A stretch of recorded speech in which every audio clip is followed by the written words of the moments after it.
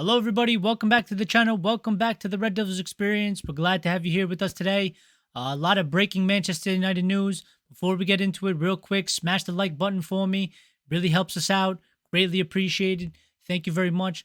Let's go right into it. So, a lot of big news coming out today about Sir Jim Ratcliffe, Sir David Brailsford, the meetings that they've been having around the club, and there was an article that just came out by Laurie Whitwell and Adam Crofton from The Athletic. I've skimmed through it, got all the important details we're going to go over together. So, this is the first time I'm really getting into it. I'm getting into it with you guys, same as you. So, we're going to go through this together. There is quite a bit of information, so bear with us as we get through this. But, the article, and I guess we'll start with the article, and then we'll go into some more minor topical stuff that came out as well earlier today. We are here saying that in the article, Sir Jim Ratcliffe has told Manchester United staff that he is not concerned about making money from his investment and instead solely wants to return the club to winning the biggest trophies. I mean, it's a good statement. I think it's an easy statement to make if you're Sir Jim Ratcliffe. He's not a moron. He's not an idiot. He's a smart, successful businessman. I think this guy's been reading the room. He's been seeing what fans have been saying. And supposedly he is also a fan of the club. So he should be in tune to, what the fans want, what the fans have been saying, what have they been criticizing about the club. And I guess in his own opinion, he should have his an opinion on this too. So, we'll see based on their actions if this is just PR or this is something he 100% is truly standing behind and truly believes. I would like to believe, giving the guy the benefit of the doubt. I haven't seen anything he's done with this club yet. He hasn't done any action, so I can't judge him off of that. Obviously, we can't say 100% for sure that he's going to be, the savior of this club. We can't say that it's going to fix anything or it's going to be successful, but we can be hopeful. We could take things with a grain of salt. And I'd like to give the guy the benefit of the doubt for now. That's just how I am. People will prove us through their actions and not their words. So I'm not going to sit here and, gobble it up and say this guy's gonna do it, he's gonna do it. But it's I like to hear this from him. It's different to hear these things from somebody that's actually in charge at Manchester United instead of our other owners that nobody wants there and they shouldn't be there. They don't care about us. They've never spoken to us. Even in this article, it mentioned that since the acquisition of the club, I think Joel Glazer hasn't spoken to the entire Manchester United staff as like a group since 2005. I mean, that's fucking disgusting. That's absolutely disgusting. It just shows you what kind of people these people are. They really don't give a crap about anybody besides themselves. They really don't look after other people. And they treat people like dirt, and it's only about them. The whole thing is only about them, and they're selfish pricks. And that's why it always has to be Glazers out till the day they're out, no matter what happens. But, obviously we pray and hope that Sir Jim can get us successful on the pitch while these snakes and these rats are still at our club. So to continue with the article and the stuff that has come out, it was said also, United's new co-owner said the football team had been failing in the past decade and the INEOS era is determined to bring success by creating an elite environment. He insisted the reasons for United's substandard output compared to other big European teams with similar budgets who compete for domestic titles and Champions Leagues every season will have to be properly addressed or the status quo would remain. I mean, this is something we've all been saying. The entire fan base has been saying this for years now. We need the proper structure. We need to operate properly as a football club. That means stop overspending money on stupid transfers. Have a plan. Have a real direction. Don't just buy players for buying players. Especially under the Ed Woodward regime. He was doing fake Galactico signings. He was doing these signings that would cause a big splash in the media. They were sort of big names. They were high fees, high wages. They caused a lot of paper talk, a lot of clicks, a lot of interaction, but it was complete shit on the pitch. And looking back on it now, I think it's very clear what the direction was at that time. It was just that was strictly to get sponsors in. That was strictly to get advertisement money in from the sponsors to say, look at all these eyes, look at all these clicks, look at all this attention we can get. We sign a player and it's, the world stops for us. And that was a failure. And then, trying to fix that, they half-assed it, after Woodward, and they were never really serious about fixing it. So if Sir Jim, INEOS, Sir David Brailsford, if they're serious, I think they can do it. I honestly, it's going to take time, but I think you can do it. I think it's possible to do it. I think we have the resources to do it. We just need the people to lead this change. And I think, from the people that we had in charge previously to these guys, there's no way that they can do a worse job. Is it going to win us, 3-4 titles? Are we going to be dominant like how we used to? That's still to be seen. But there's no way that it can be worse than what we've had in 10 years. So I'm expecting improvement. I think improvement is definitely coming. I think improvement can't not come because the people we had in charge were so bad at their job. I mean, even if these guys do half the job that they did, it's still going to be improvement. And I don't think they're aiming to do half a job. I think they're trying to they really want to be successful. I mean, this is a big opportunity. Forget Sir Jim if he's a United fan or not or whatever. This is a big opportunity for these guys. At the end of the day, what does everybody do anything for?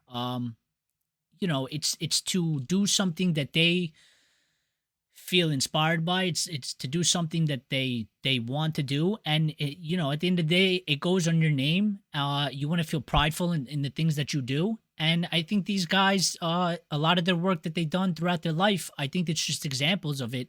Everything their name is on, they want it to be considered the greatest, the best, successful. They've achieved something. So I think the fact that their names are now associated with Manchester United, they're taking this very seriously, and I really believe that they do really, really want to succeed, and they're going to try to do the best possible job to make this club good again. It's really got me excited because this is the change we needed. We needed this. We've been crying for this. It's going to take time, but I'm willing to give these guys time because it's not the Glazers. It's not the Glazers controlling these football operations. The Glazers know fuck all about football operations. The people they hired knew fuck all about football operations. This is different. This is different. And yes, the Glazers are still there. And yes, we need them out. And yes, they have to go. And yes, they're still bad for the football club. They're still leeching money off of us. But in terms of football, in terms of what's going to happen on the pitch, we have new people in charge that are serious, that want to win, that want to return this club to its best. And as long as there isn't anything in the contract that Sir Jim Ratcliffe and INEOS signed for the Glazers to get in their way, I think we have a very good chance of becoming, if not dominant champions, we have a very good chance of becoming dominant competitors once again. We should be at least competing. If we're not winning, we should be serious competitors and contenders every single season, and that's where this club has really fallen off. And I think Sir Jim will get us back there. I'm excited by this. I'm excited by the team he's putting together. The people, if you look into their backgrounds, if you look at what they've done, they have expertise in certain aspects of sport, even football, and it's just looking very, very positive right now. Of course, we have to see what results come from these actions, and we assess in real time. But from what we have right now, what we could go off now, I think it's a very positive thing. I think they're bringing a lot of positivity inside of the club that hasn't been there for quite some time. And I think it's going to benefit everybody. I think it's going to benefit this fan base. I think it's going to benefit all the employees inside of the club. I think it's even going to benefit some of the players. The coaching staff, and everybody that's involved in this club. I think there is an uplift of positivity that's coming right now, and hopefully we can use that to our momentum a little bit. Hopefully Ten Hag can get some positive results to add in to the positivity that Sir Jim Ratcliffe and INEOS are bringing to all the personnel in Manchester United, and maybe we can really start rolling for the rest of the season. It's not too late to turn things around. It's not too late. There's a lot of football left. There's months of football left. Just as bad as we've been, you can flip that around and we could be just as good. And things could really look differently by the time we get to May. So hopefully, this transpires into something real. I'm really hoping so. Continuing with the article, it says staff has described being impressed by the scale of ambition and appreciation of the current reality. Ratcliffe was joined on stage by Sir David Brailsford, INEOS Director of Sport, who is conducting an audit of United's structure and personnel. Brailsford did most of the talking with an emphasis on more abstract terms about philosophy, yet also leaving a good impression. Yes, so they've been... This is about them. They've been in United for the past 2 days or so. Sir David Brailsford's been around for about 4 days, beginning his audit right away, and they had a large meeting with a lot of staff, if not all the staff at Manchester United, coaches, even some of the players, and they've just been talking and explaining what their vision is, what they plan on doing. Introducing themselves to the staff, which is it's very formal, but it's a good indication of where these guys want to go. If you're gonna run something like this, you need to know everybody. It's kind of like Ferguson. He knew everybody's name at the club. He from the tea ladies to the kit people to he knew every single person. He stopped to ask them questions about their life. He was very personal, and unlike the Glazers, who I mentioned, are very selfish people. They don't give a crap. They haven't talked to any of the United staff as a group, as a whole, since 2005, since they acquired the club. These guys, it's a good, strong statement. It's an easy statement to make if you're smart and you read the room and you care enough. But still, to do it, we're basing people on their actions right now. And they're doing positive stuff. It's just a toe into the water. They're just dipping their toe into the water, but it's still positive. It's still positive direction. They're still starting off on the right foot right now. So I think it's very important that they're doing this, and I like it. I like it, and I'm happy about it. And let's see where it goes. So continuing with the article, it says the pair conducted a lengthy meeting with Erik Ten Hag on Wednesday, which the United manager described as very positive.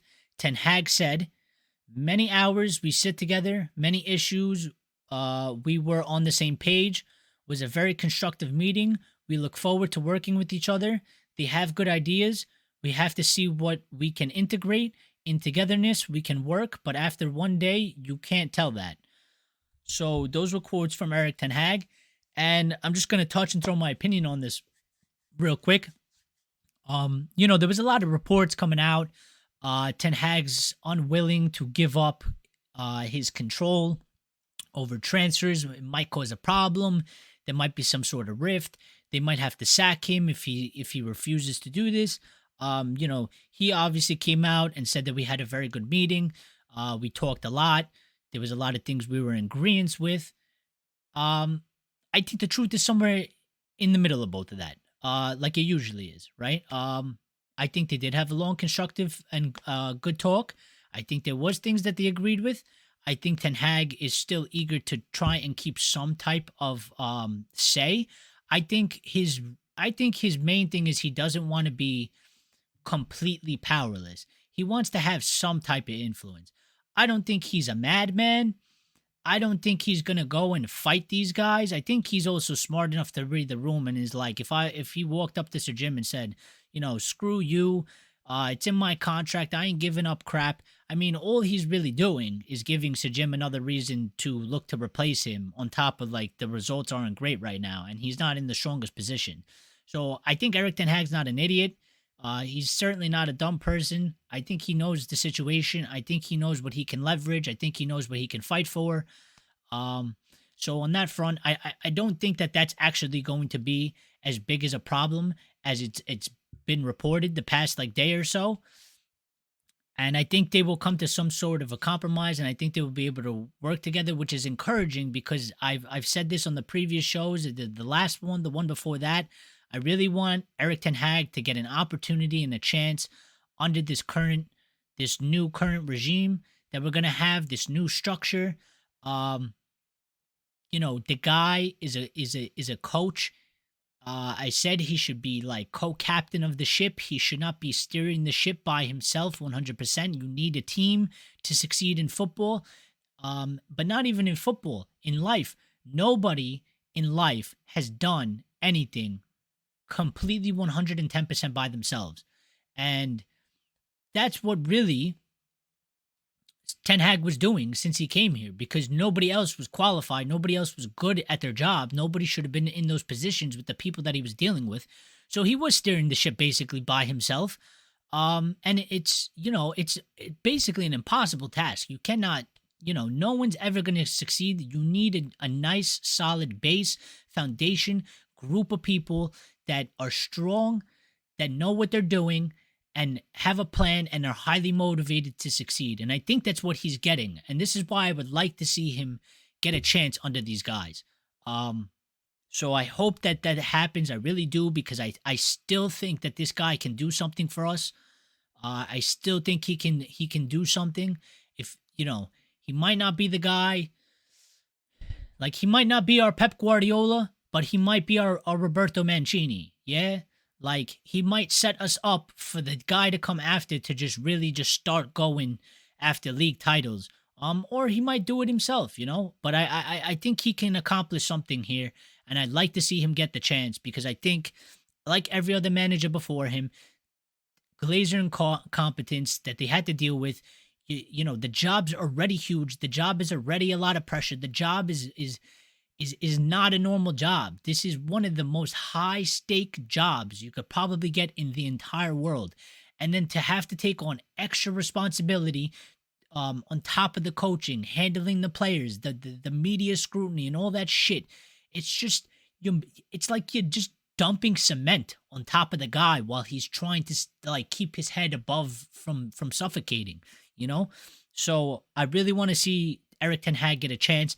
I'm hoping he can turn the next couple results, get positive, so that people can stop being so negative about stuff, and we can start focusing positively on the future of this club, because there is a lot of positivity coming, and I think it has to go into the fan base, it has to go into the players, it has to go into the coaching staff, and it has to go into all the people behind the scenes. This is now the time where the ethos, the feeling around Manchester United can really change. It can become a positive vibe culture. It can be a good place to be, good feeling, and positivity vibes leads to positive stuff in people's lives. Whether you believe it or not, it's true. Everything has a frequency in life. Everything has a vibe. The more negativity, more negative vibes you allow you around yourself, the more negative stuff's going to happen. And I kind of think that's what we've been seeing a lot at Manchester United. There's always constantly negativity, and I think that leaks onto the pitch. And that's why we see a lot of things not going our way, bad VAR calls, shit mistakes, or just like, we're playing decent, we concede a handball, we go down, we lose, and then that's it, we're out. So I think this is an important time that really, I think this is a tipping point. And we could really turn into something positive from something that hasn't been so positive for the past couple of years. On continuing the article, several staff in attendance on Thursday were similarly left feeling inspired but carrying caution about how Ratcliffe would put his plans into practice. It was felt that he and Sir David Brailsford are applying pressure to perform, but also encouraging people to be part of the change. This is very important. People need to have pressure on them to perform. There needs to be expectations.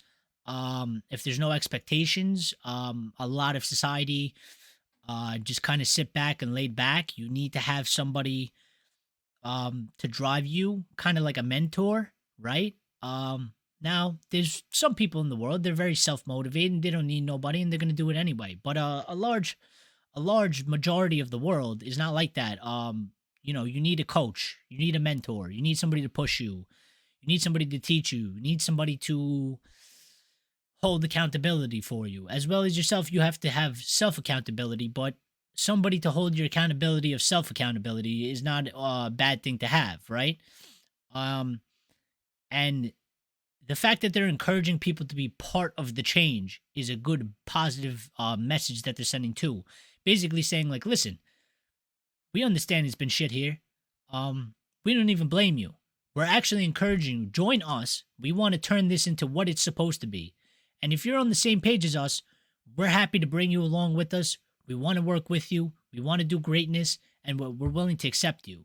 So it's not like they're forcing people out. It's not like they're throwing all the blame on them for all the bad shit that's happened. Again, I think they're still scoping it out. They're trying to see who does what, who has the attitude, who has, who's performing and stuff like that. So I think they're still feeling it out, but it's a good message to send, especially when your owners were Glazers and they don't give a crap and they don't talk to you and they don't pay attention to you and none of that stuff, right? So next thing it says is Ratcliffe, Brailsford, Jean-Claude Blanc, Rob Nevin, the INEOS team on United pledged to be present at the club in what can be seen as another shift from Glazer regime with Joel Glazer operating out of Washington, D.C. and Tampa, Florida. Well, as far as I'm concerned, Joel Glazer, you could stay around Washington, D.C., jump around in the politics, go drive your Lamborghini somewhere in Florida. Nobody at this club likes you. We all hate you. And your brother Avram and the rest of your family. We never actually even wanted to really see your face. All we want to see you is leave the club. And I welcome that the INEOS team and all these guys are going to be around. They're going to show their face. They're going to attend matches like normal, respectable owners do throughout all other clubs in football. I think by the stuff that's already coming out, and they haven't even actually officially taken over yet, so they can't actually officially address fans and whatnot. I think they're going to speak to us a lot more. I think they're going to keep us in the loop. I think they're going to treat the fans with respect and not treat us like shit, and not leave us in the dark about the direction of the club. And I think we're going to become a more important voice to the club than the BS pretend bullshit that the Glazers PR was running about how they care about the fans so much when they really didn't. They the Glazers hate us. They see everybody as hysterical. They think we're morons. They think we're idiots. They look down upon us. They view themselves as the kings, and they view us as serfs, worthless pieces of crap that they don't have time to deal with, and they don't care what we have to say. So it's going to be a nice change, and I've been asking for this, and I really welcome this. I want to hear from these guys. I want to see them at the matches. I want to know what they're thinking. I want to know the direction they're going in, as I assume a lot of United fans do. And I think that's just going to help in the positivity as well, because, somebody said one time, like, if as a brand or something, if you don't write the story, somebody else will write it for you, right? And that's kind of what United were doing to us. Like, they don't, there was no real, like, clear direction coming from the club. There was no one telling us what the plan was, why they did certain things. So when they do that, it just allows, all the journalists to write 17 different articles, which leads to arguments between the fan base because nobody actually knows what's real, what's the real story, what was the actual thinking. So everybody formulates their own opinions, and it causes a giant mess. And I think the Glazers did that on purpose because they like the clicks, they like the interaction, they like the big stories, and everybody talking about United helps them in their sponsorship deals. But that's not a proper way to fucking operate. So, I'm really looking forward to these guys coming in. I'm feeling very, very positive about them right now. I was very unhappy that we didn't get a full sale, but when you stand back and you look at it now, these assholes were never gonna do a full sale. And I think as of right now, I think we got the best possible option we probably could have got, because if Sir Jim didn't take it, They would have taken money from one of those investment hedge funds from America. They would have stayed in full control. They would have kept messing around with the football operations, and we would have been totally screwed like we were for 10 years. We would have been screwed for another 10 years. Now we have a very big chance in changing our fortune, changing our future, changing what we have been for the past 10 years into something new, something exciting, and something good, and something respected. And I think that's what all Manchester United fans want. We want to be respected. We want to be taken serious. We should be operating serious. And I think this is a very, very good indication of how we're going to do it. Continuing on, it was said that Ratcliffe accepted he would have to wait until the Premier League ratifies his deal, but once the expected approval arrives in around 6 weeks, the INEOS influence would begin in earnest. He said he and Brailsford could then get into more of the detail of their arms, with the current situation limiting some of his candor. Yes, so this is what I was trying to explain. Um, Sir David Brailsford, Jean-Claude Blanc, INEOS, they cannot really come out and speak to us. They can't really say anything to the fans because the deal has not been accepted by the Premier League. There's also some type of clause in the contract that they signed with the Glazers that says they can't really criticize each other. So when they do come to speak, I think they have to be careful about their words they say. Now, I don't know how they're going to word it, but I'm sure Sir Jim's going to word it something similar to how he's saying it to the staff here. I don't think he can call the Glazers out directly.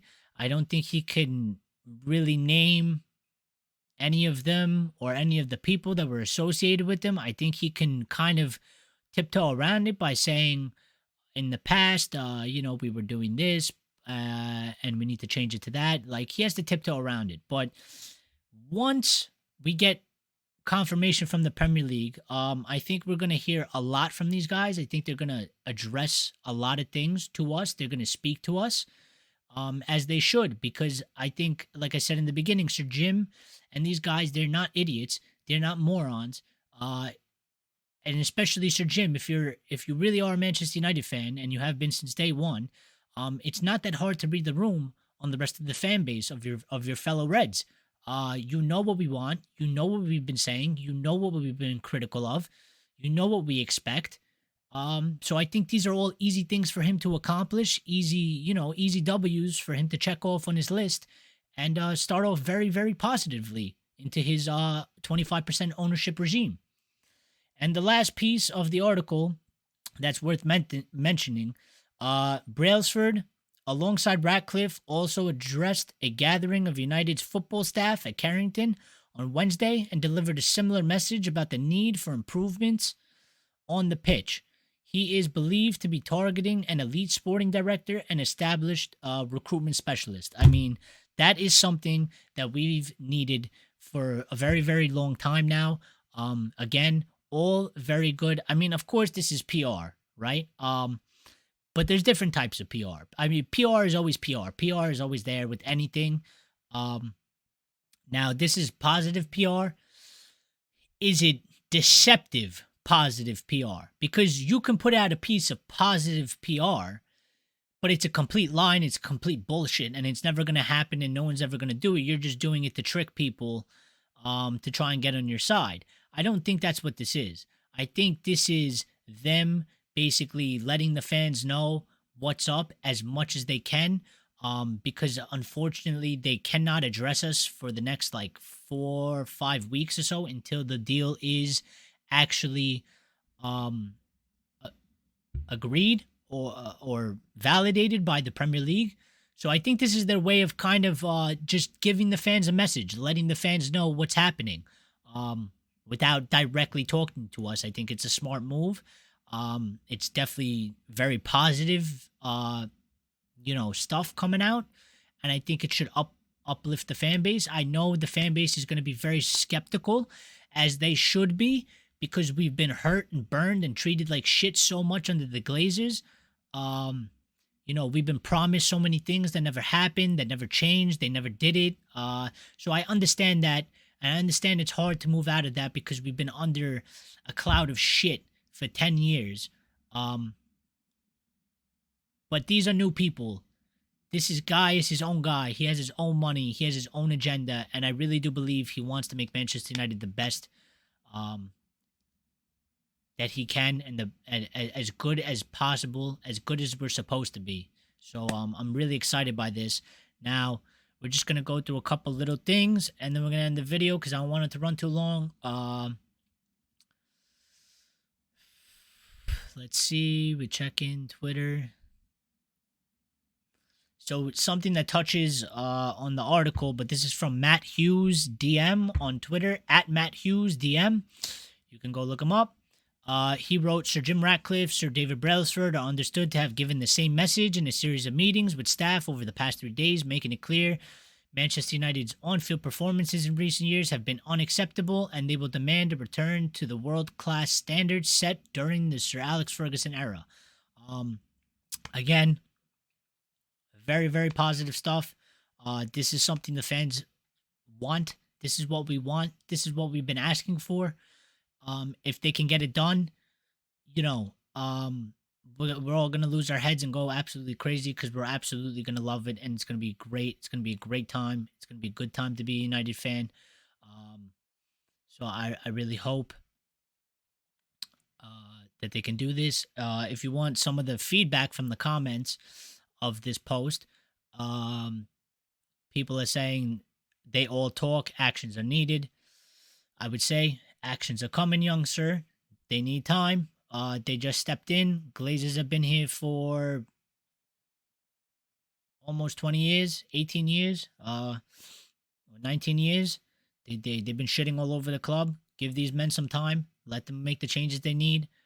It's going to be a process. I think to get to where they really want to be, where they expect us to be, I think it's going to take like 3 years, maybe 4. If everything goes well. Obviously, you're always going to hit obstacles, so there might be some setbacks. And sometimes, you do better than you're expecting. You're ahead of track. We really don't know, but this is my guess. This is my guess. This is my opinion on how I see it right now. I know it's going to be a process. I know it's going to take some time. And I'm estimating it's going to take around 3 or 4 years. That doesn't mean that we're not going to improve until the 3rd or 4th year. We're going to make improvements. But to just be where we actually want to be, where we demand and where we expect this club to be, I think it will be 3 or 4 seasons, for sure. Not reading that comment because that guy's a moron. This guy wrote, Ten Hag can take us to those heights. These people still asking, sack Ten Hag and Murtaugh. I mean, Murtaugh, he's getting sacked. He's not staying. They're just using him, gathering all the information. They're going to boot his ass out. He's been replaced. He was not qualified to be there. He should have been gone a long time ago. A lot of negativity, bro. A lot of negativity, unfortunately, in the responses. A lot of people still asking for Ten Hag to be sacked. It's really funny because in the next month or so, I mean, we're only playing 2 matches this month, right? So I would say in the next 2 months, if this guy turns the results around, these guys aren't going to be asking for his head anymore. These online super emotional people, don't listen to them. Make up your own minds. Go with what you believe and what you feel. That's always the number one thing. Don't join the group. It's just a bunch of mindless sheep, buying at each other. Crying and complaining, and they'll never be satisfied with anything, because they cry sack Ten Hag, right? And I did a poll yesterday, actually. If you want, you could go check it out. It's on our Twitter. The links are in the description below. But I ran a poll because there was talks about Graham Potter being the manager. If Ten Hag was to be sacked, and that how INEOS had already kind of spoken to him, and I ran a poll and I said, if you had 2 choices, keep Erik Ten Hag or sack Ten Hag and get Graham Potter, who are you choosing? And it was like 87% people voted to keep Ten Hag, and whatever the remaining percentage was, 13%, said to get Graham Potter. So I mean, people run around and they say sack Ten Hag, sack Ten Hag. Well, what if we sack Ten Hag and they hire Graham Potter? Nobody wants Graham Potter. Nobody's gonna be happy with Graham Potter. Uh, so that's why I say, like, don't listen to these morons online. There's a lot of idiots, and they're sheep. They bite each other all day long. And even if Erik Ten Hag was sacked, they would come in and they would criticize whoever comes in after, because that's what they are. They're negative, miserable people, and they just want to make everybody else as miserable as they are, on the same level as they are, so they could feel good about themselves. So make up your own mind, think for yourselves, and go with what you believe. That's something I will always say to anybody. Even this show, I'm not here to tell you what it is. I'm here to tell you my opinion. You could agree with my opinion. You could disagree with my opinion. You disagree, that's fine. I'd like to hear your opinion. Drop them down in the comments below or whatever. Let's see. So it was reported. This was somewhere in the article. I think I skipped it.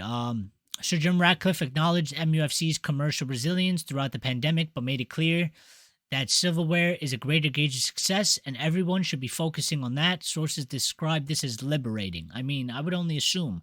I always said that, there's a lot of people in Manchester United that they're good people. They care about the club. They want the club to be successful, but they can only do whatever their job is. They're not in charge.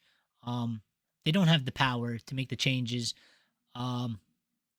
And when somebody like this that does have the power to make changes, that somebody is in charge, comes in and says this, I would assume it does feel very liberating. I could only imagine if I was working inside United, and I had to deal under all the stupid Glazer bullshit and, the people they hired, like the CEOs and all that crap. And then you have this guy coming in talking about, screw all that other crap.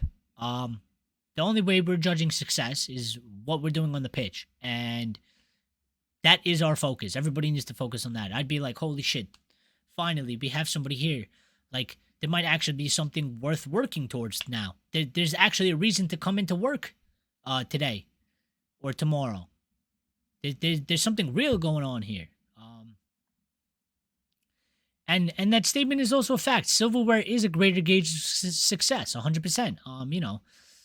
Especially in sport. Sport, 110%. That's why the Glazers never understood it, because they don't give a fuck about silverware. Silverware is meaningless to them. Their trophy, their silverware is money, is dollar signs. And that's what they show off to their little rich friends when they go to, like, the little rich meetings or whatever. That's their trophies. It's not our trophies. It's not the club trophies. It's not the players' trophies. It's not the manager's trophies. It's not the coach's trophies. That money is only the Glazers' trophy. We want trophies from the pitch, not from the stock market. And Sir Jim is saying that he's going to deliver this, and that's a huge positive. Let's see. Sir David Brailsford began his work by visiting Carrington on New Year's Eve, and he has been speaking to Manchester United staff and players across the spectrum in the days since. Very good, very good. I hope he's teaching them about marginal gains and giving him some of his thoughts on his philosophy. Like I said, very interesting man. If you haven't, you should go listen to this man speak. He's very intelligent. He has a very, I don't want to say unconventional. It's a very different outlook and perspective on life than the average human being. He's very interesting, and you should go listen to this man speak. What he believes, what he's been able to do in sports other than football, what has worked for him, and what philosophy he carries through his daily values, because that will reflect on what he does at his job and what he pushes on to everybody at Manchester United. Let's see. That one we went through, and the last piece of news that I want to go over before we ended was there was something on Anthony Martial. Here it is. It was reported, this was an hour ago from the time being recorded. It is currently 6:53 p.m. New York, USA Eastern Standard Time as we're recording this. So about an hour ago, at about 5 o'clock, 5:30 p.m., it was said Ten Hag said Manchester United are talking to Anthony Martial and his representatives, but the discussions are unlikely to result in a new contract. And without fresh terms agreed, Martial will leave on a free transfer in the summer. This is good news. I stated last time, let him go. Let him go. You know, just by letting him go, you're saving about, I think it was 13 or 15 million a year on just his wages. Don't ask for a transfer fee. Or don't, like, try and get a transfer fee. But if you can't, just let him fucking go. There was a story that came out about 2 hours ago. That was Sky Sports put it out and said that Manchester United were looking to extend Martial's contract. They then deleted that story 20 minutes later and have not said anything. After that, Sky Sports have absolutely showed themselves to be clowns once again. They're still probably pissed that they've been banned from the press conferences from Manchester United. Well, maybe you should stop being dirty snakes and have some respect, have some decorum, and do your job properly. I know exactly what they did. They took Ten Hag's words from the press conference he did today, and he said, we renewed Aaron Wan-Bissaka, Lindelof, and Hannibal's contracts. I think they extended them 1 year because they each had a clause in it, right? So then he said, we are discussing Rafael Varane and Martial. When we have updates, we will let you know. Now, discussing doesn't mean shit. Doesn't mean that they're going to get a contract. Doesn't mean that they won't get a contract.